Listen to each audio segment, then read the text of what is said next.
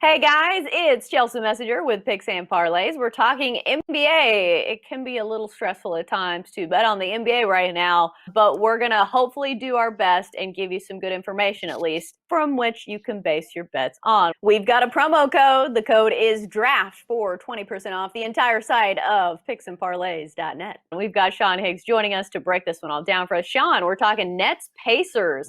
Advanced line has the Nets is -8.5 and the total of 233.5. As I mentioned, NBA not the easiest league to handicap these days. But your initial take on Nets and Pacers? My initial take is NBA, no betting allowed. Chelsea, that's my motto right now these last couple of weeks in the NBA.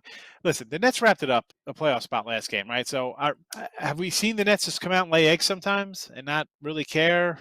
I don't know. What do you expect with these games? We're a day early with an advanced line because you don't know who's playing. My first initial thoughts here would be like probably take the Pacers. Again, 8.5 total. What would you say, 233.5? So I'd probably lean a little home team here, but I'm thinking the over because the Indiana last two games put up, combined scores of 250s and 240s.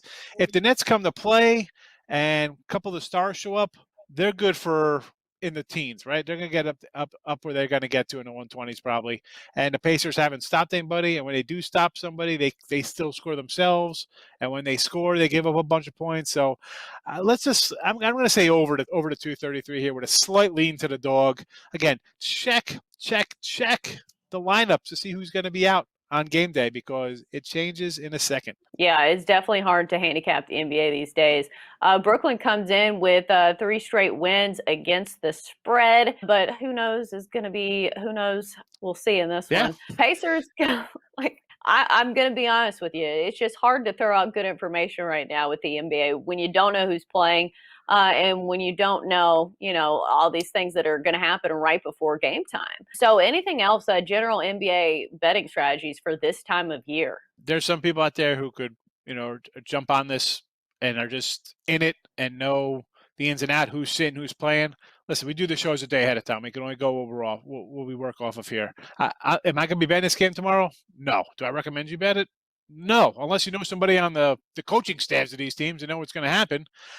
Sometimes you don't have to play the games. We do videos on a bunch of games, Chelsea, whether it be baseball or football or basketball, whatever the case may be. It doesn't mean you got to bet them, especially when you got guys. This is like, guys start sitting at the end of the baseball season and stuff like that. Guys are going to sit out. They're earning their money, but you can put your money down on something where the guys don't care enough to play. So I can't do that. We can give you a little lean on what we think, but you really got to dig hour before tip-off to find out what's going on in some of these NBA games. Yeah, for sure. Tread lightly when it comes to the NBA this time of year, but don't fear the playoffs are right around the corner. So it will be, thank goodness. a little bit easier to get a handle on some of these games. Great stuff from Sean Higgs as always. That's going to do it for us at Picks and Parlays. Sean, thanks for joining us.